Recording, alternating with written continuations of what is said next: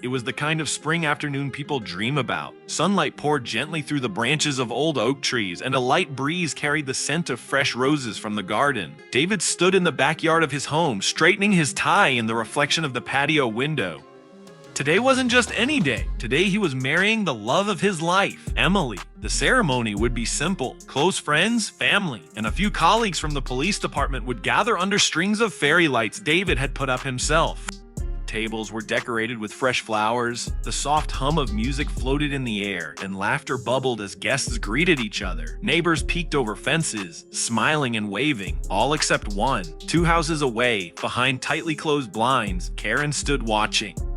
Karen was the head of the HOA, the Homeowners Association, and she was known for treating the rulebook like it was the law of the land. Too tall grass. She'd send a notice. A car parked slightly over the curb. She'd take a photo and file a complaint.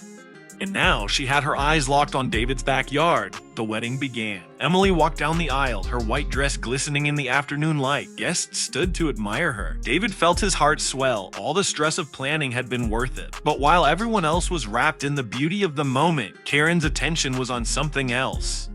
She frowned at the row of cars lining the street. She pressed her lips into a thin line as music floated over the hedge. "Unbelievable," she muttered. Walking back inside, she grabbed the HOA handbook from her shelf. She flipped through the pages quickly. Noise limits, event permissions, street parking guidelines. To Karen, this wasn't a celebration, this was a violation, and she knew exactly what to do. She picked up her phone, dialed 911, and said in her sharpest voice, "Yes, I'd like to report a large, loud, unauthorized gathering in my neighborhood. It's disturbing the peace. Please send someone immediately." In the middle of the vows, David heard the faint sound of a car pulling up in front of the house. At first, he thought it was another guest arriving late, but then he saw the flashing lights. 2 uniformed officers stepped out of a squad car. Guests began whispering, puzzled looks spreading across faces. Karen, now in full self-appointed enforcer mode, marched toward the officers. She pointed dramatically toward the backyard. "There," she said, her voice dripping with authority. "This whole event is against HOA rules. It's too loud, it's blocking the street, and it needs to be shut down immediately."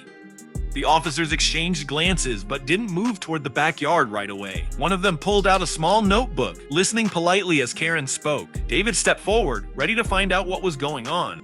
As David approached, one of the officers looked up and smiled. "Chief," he said warmly, "we got a call about a noise complaint. Want us to handle it?" The word chief hung in the air like a firework. Karen froze. "Chief, what do you mean?" "Chief," she stammered.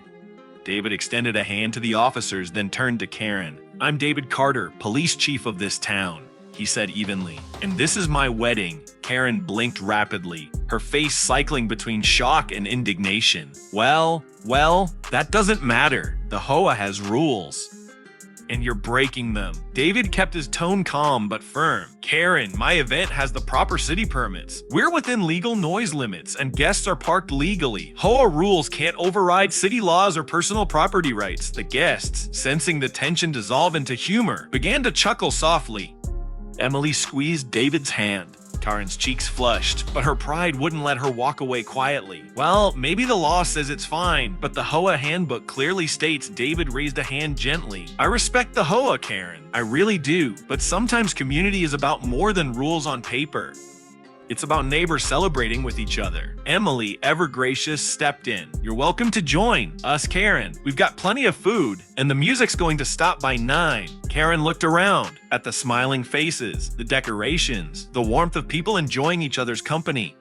Something in her expression softened, but she stayed quiet. David turned back to his guests. "Well, everyone, that was a little more excitement than I planned for," he said with a grin. Laughter broke out, and the tension melted away. The officers, both longtime friends of David, decided to stay for a slice of cake before heading back on duty. Even the guests found the interruption entertaining, joking that it was the most dramatic "you may now kiss the bride" moment they'd ever seen. Karen lingered near the sidewalk for a few minutes, watching as the celebration carried on without her interference. She didn't join in, but she didn't call in another complaint either. A week later, David found an envelope in his mailbox. Inside was a short, handwritten note. "David and Emily, I want to apologize for interrupting your wedding. I may have let my position as HOA president cloud my judgment. Congratulations on your marriage, Karen." David smiled and showed the note to Emily. "Looks like we made some progress," he said. Emily laughed. "Who knows? Maybe next year she'll bring us a wedding anniversary cake." David tucked the note into their wedding album, a small reminder that sometimes even the most stubborn hearts can soften. And so, what began as an afternoon of love and laughter became an unforgettable story, not because of the perfect flowers or the beautiful vows, but because of the neighbor who called 911 and learned that community is built on kindness, not just rules.